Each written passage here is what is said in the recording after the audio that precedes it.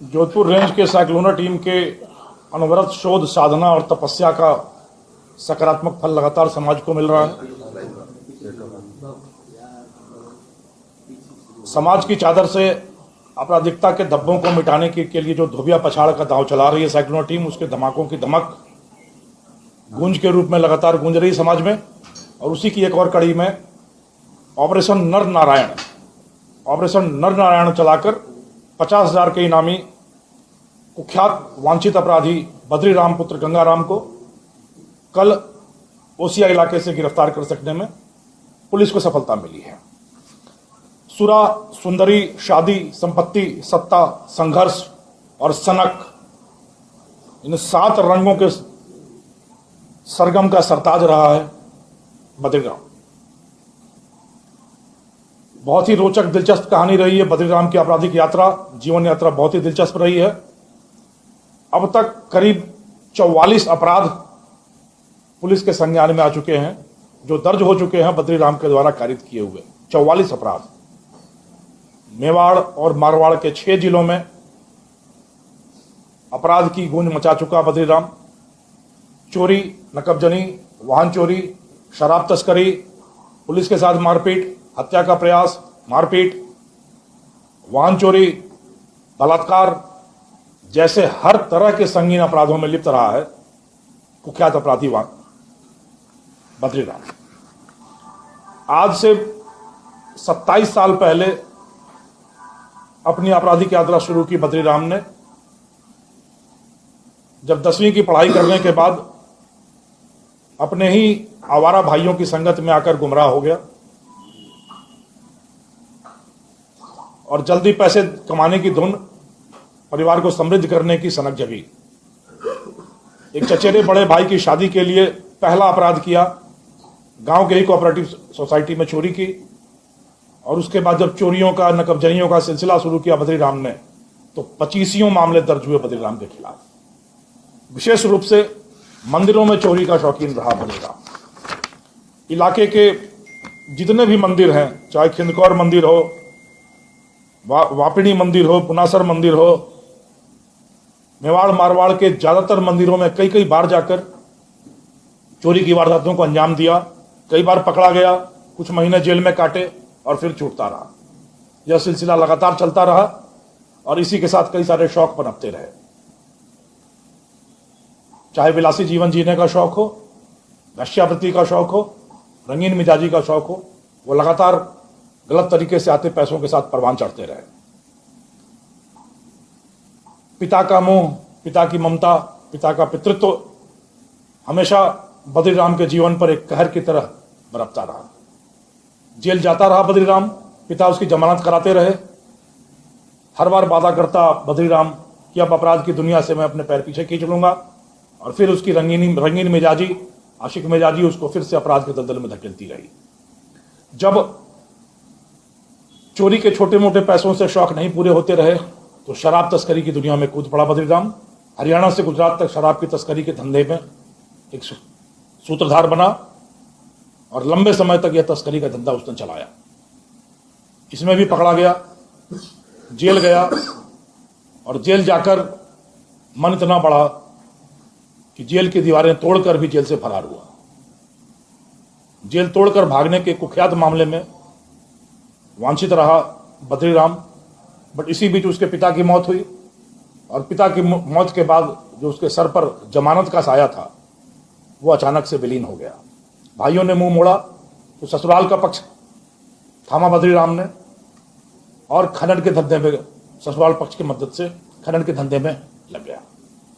खनन के धंधे के साथ ही लगातार खूब पैसे आने लगे। जब पैसे आए तो सत्ता सुख का मुंह जागा, सत्ता लिप्सा जागी और गांव के सरपंची के चुनाव में इसने अपनी मां को खड़ा किया।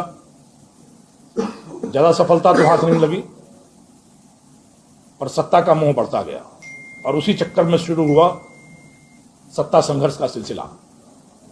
दुश्मनियां बढ़ती गईं और उन दुश्मनियों से ज्यादा आगे बढ़ती रही आशिक मिजाजी, रंगीन मिजाजी। महिला मित्रों का अंबार लगा दिया बद्रीराम ने और लगातार रंगीन मिजाजी के किस्से बनाता रहा। इन्हीं किस्तों की जद में बलात्कार और पॉक्सो का एक मुकदमा दर्ज हुआ 2023 में, और तब से फरारी काट रहा था बद्रीराम। विडंबना देखिए कि जो आदमी मंदिर में चोरियों का शौकीन था, मंदिर में जाकर अपराध करता था, अब वो उन्हीं मंदिरों में और मठों में जाकर साधना और शोध में लिप्त हो गया और शांति और सुकून की तलाश करने लगा। फरारी के टाइम में करीब 8 महीने बद्रीराम ने बागेश्वर धाम में काटे, पर्ची निकलने का इंतजार करता रहा, शांति की तलाश करता रहा। वृंदावन की मंदिरों में खूब खाक छानी, और अभी पिछले 1 महीने तक कुंभ में धुनी रमाकर बैठा रहा बद्रीराम। पर इस समय सारी साधना और तपस्या पर हमेशा बद्रीराम की विषय वासना भारी पड़ती रही, और हर 1-2 महीने में वो अपनी महिला मित्रों के चक्कर में जोधपुर के इलाके में आता रहा। साइक्लोनर टीम महिला मित्रों के ऊपर निगाह रखकर लगातार कोशिश करती रही। करीब 2 दिन पहले फिर एक महिला मित्र से मिलने उटाम्बर इलाके में आया। जब भी महिला मित्र से मिलने आता था तो इसकी सनक यह होती थी कि खूब बढ़िया कपड़े, जूते, चश्मा और धुली धुलाई लग्जरी गाड़ी लेकर ही जाता था। तो जब उटाम्बर की महिला मित्र से मिलने गया तो उस समय इसने ओसियां इलाके के एक वर्कशॉप में अपनी गाड़ी अच्छे से धुलवाई और गया। वह महिला मित्र बीमार मिली तो दूसरी महिला मित्र के चक्कर में घूमने लगा। साइक्लोनर टीम को यह आइडिया लग गया कि गांव की टूटी फूटी सड़कों पर घूमते हुए गाड़ी धूल धूसरित हो रही है, तो अगली महिला मित्र से मिलने जाने के पहले ये जरूर फिर गाड़ी धुलवाने आएगा। और वहां हमने अपना जाल बुना और शिकार अपने आप जाल में आकर, आप देखेंगे वीडियो में कि बद्रीराम फिर अपनी गाड़ी की धुलाई के लिए उसी वर्कशॉप में आया और वहां साइक्लोनर टीम के हत्थे चढ़ गया। तो यह कहानी है कि किस तरीके से एक आदमी गलत पैसे कमाता है, गलत पैसे से गलत आदतें लगती हैं, वह गलत आदतें गलत सोहबत में ले जाती हैं, वह गलती का गलत दलदल जो है वह फिर छूटता नहीं, और अंत में जो मंजिल बनती है, जो मुकाम होता है, वो जेल की सलाखें ही होती हैं। बद्रीराम उस चीज का एक बहुत बड़ा ज्वलंत उदाहरण है। जिस व्यक्ति ने पिछले 25 साल में 44 अपराध किए, बार बार जेल की यात्रा की, पर कभी भी शारीरिक विषय वासना का मुंह नहीं छोड़ पाया, और एक बार गलत तरीके से पैसा कमाने के बाद कभी भी सच्चाई के रास्ते पर वापस आरूढ़ नहीं हो पाया, लगातार अपराध की दुनिया में रहा, और अब अपने अपराधों की सजा, प्रायश्चित जेल की काल कोठरी में करना नियति है बद्रीराम की। मैं उम्मीद करता हूं कि बद्रीराम की कहानी से आज का युवा वर्ग एक सीख लेगा, एक सबक लेगा, एक पाठ पढ़ेगा कि अगर कुछ भी जीवन में हासिल करना है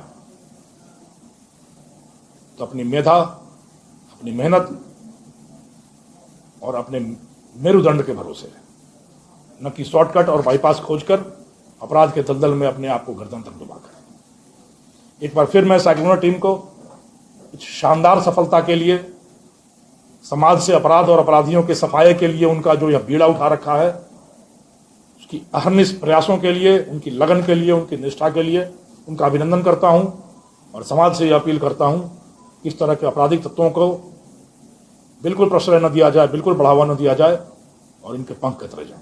धन्यवाद। सर, इसके पास से कुछ क्या क्या मिला है सर? ब्रेजा गाड़ी मिली है, कुछ पैसे मिले हैं, कुछ कागजात हैं। अभी बहुत वित्तीय स्थिति इसकी अच्छी नहीं थी, क्योंकि कुंभ में 1 महीने तक रह के आया, डेगाना के इलाके में रह रहा था अभी, और वहां से जब थोड़ी सी विषय वासना जगी तो फिर अपनी महिला मित्रों से मिलने के चक्कर में आया और उसी चक्कर में पड़ा गया। महिला मित्रों का कुछ पता लगा? अब अगर उसकी गिनती उसके पास स्वयं ही नहीं है तो पुलिस कैसे गिनती दे पाएगी कि कितनी महिला मित्र हैं इसकी। बट एक पूरी लड़ी है, पूरी श्रृंखला है महिला मित्रों की, जो जिनका दीवाना यह है और जो दीवानियां इनकी है।